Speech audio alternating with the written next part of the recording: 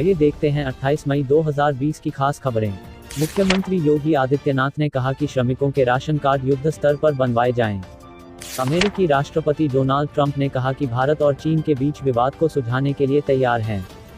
CBSE की 10वीं और 12वीं के जो छात्र जहां है वही दे सकेंगे बाकी परीक्षा।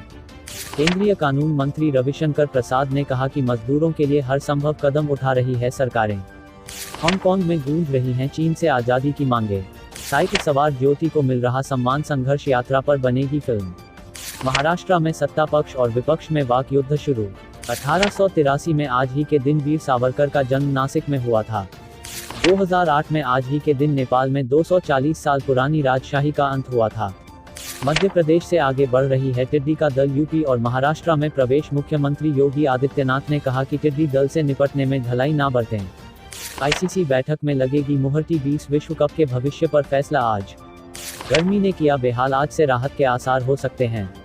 चीन से विस्थापित विदेशी कंपनियों को लुभाने की तैयारी में भारत सरकार। केंद्रीय मंत्री नितिन गडकरी ने कहा कि राज्य सरकार भी दे 20 लाख करोड़ रुपए का पैकेज। सपा अध्यक्ष अखिलेश यादव ने कहा कि उत्तर प्रदेश सरकार व्यापारियों की मदद नहीं कर रही है। बसपा प्रमुख मायावती ने कहा कि केंद्र व महाराष्ट्र के विवाद में मजदूर पिस रहे हैं। प्रदेश अध्यक्ष की गिरफ्तारी के खिलाफ कांग्रेसी आंदोलन कर रहे हैं। अभी आप देख रहे थे खास खबरें। आइए अब देखते हैं हमारे संवाददाता वामिक खान की एक रिपोर्ट।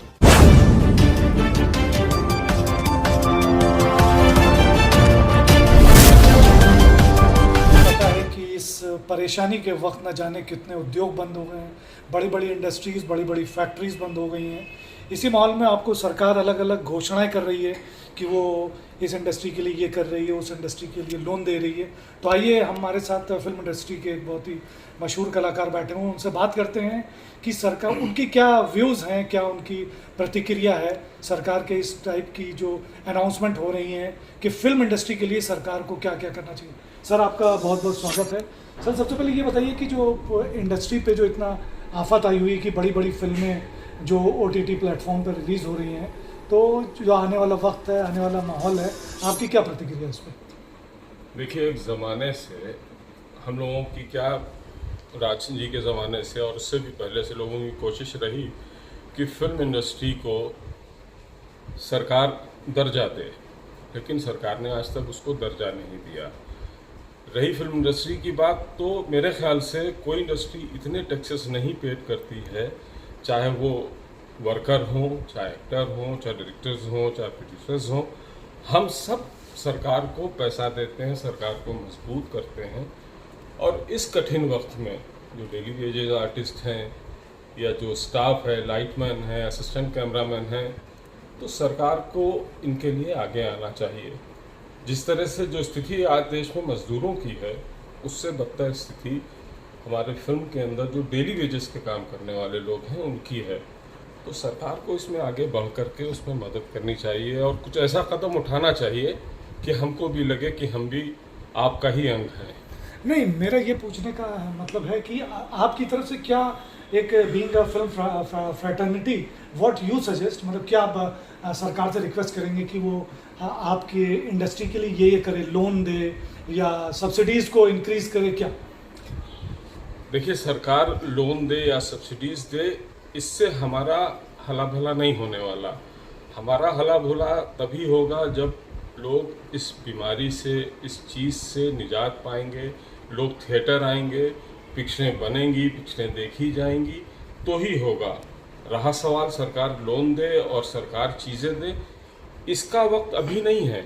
ये जब अभी काम शुरू होगा, इसकी ज़रूरत हमको तब पड़ेगी। अभी जो पहली प्राथमिकता है वो डेली वेजेस जो वर्कर हैं, जो और डेली वेजेस आर्टिस्ट हैं, एक्टर हैं। एक फिल्म बनाने में हज़ारों आदमियों का योगदान होता है, उसमें किसी को तो सरकार आगे बढ़ कर के सहयोग करे, किसी भी तरह का करे।